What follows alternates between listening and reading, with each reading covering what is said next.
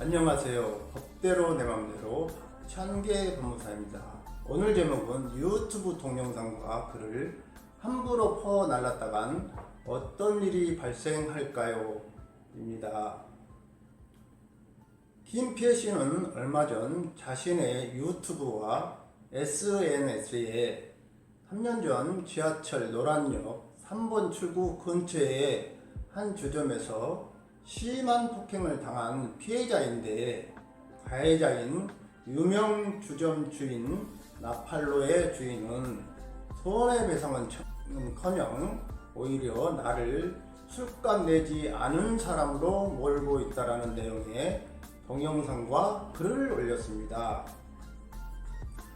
이 영상과 글을 본 주점 주인 나어글 씨는 자신이 운영하는 네이버 인터넷 카페에 2년 전에 이 주점을 인수한 후 리모델링하여 영업을 하고 있고, 나는 이 주점에서 김피혜 씨를 폭행한 사실이 없다. 따라서 나와 내가 운영하는 주점은 이 사건과 관련이 없다는 해명글을 올렸습니다.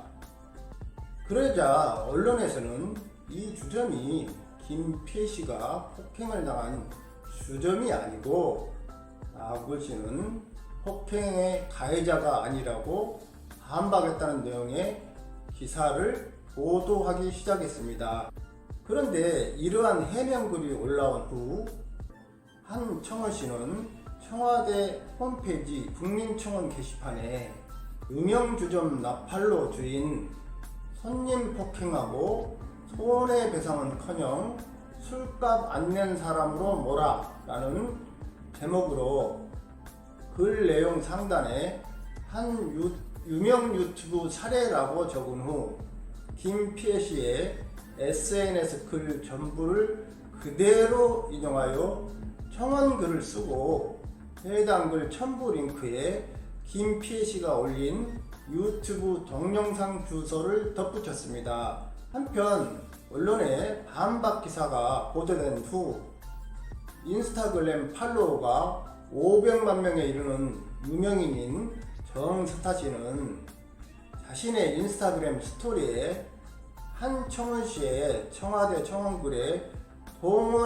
동의하였음을 알리는 인증사진을 올렸고, 다음날 오전에는 인스타그램에 이러한 인증사진을 붙이게 된 이유를 올렸습니다. 그 후 박토론 씨는 청와대 홈페이지 국민소통광장 토론 게시판에 유명 주점 나팔로 주인 손님 폭행이라는 제목으로 한청원 씨의 청원글을 그대로 옮기고 글 밑에 한청원 씨 청원글에 인터넷 주소를 붙였습니다. 주점의 상호와 주인이 바뀌었다는 것을 알게 된 한청원 씨는 국민신문고에 청와대 청원글의 업체를 잘못 지적한 청원을 삭제하고 싶다라는 민원을 신청하였고, 박토론 씨는 청와대 토론방 게시글을 삭제하였습니다.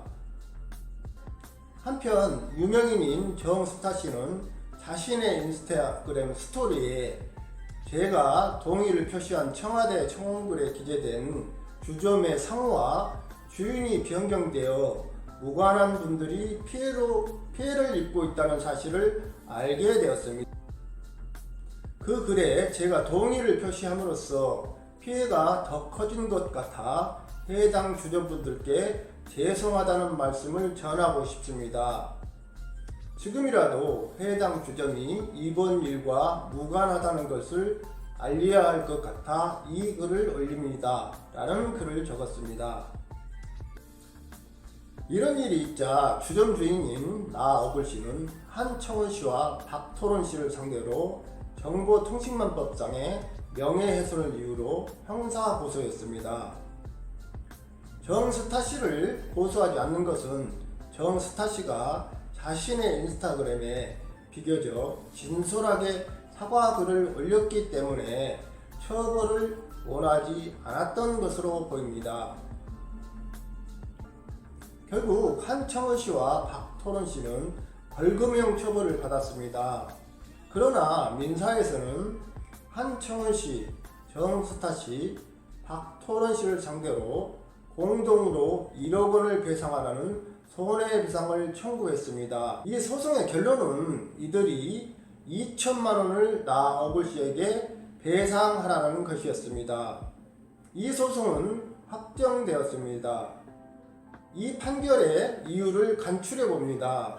3년 전 지하철 노란역 3번 출구 근처의 한 주점에서 폭행이 있었다고 되어 있을 뿐 폭행이 이루어진 장소가 나팔로라는 상호의 주점인지, 그리고 이 장소에서 폭행이 일어났다고 믿을 만한 자료가 없음에도 불구하고 아무런 조사를 하지 않고 상호를 특정하여 적음으로써 허위사실을 적시하였음이 인정된다는 것입니다. 특히 이들 중 2명이 정보통신망법 위반으로 형사처벌을 받았으므로 나 어거씨에 대한 명예훼손이 된다는 것입니다.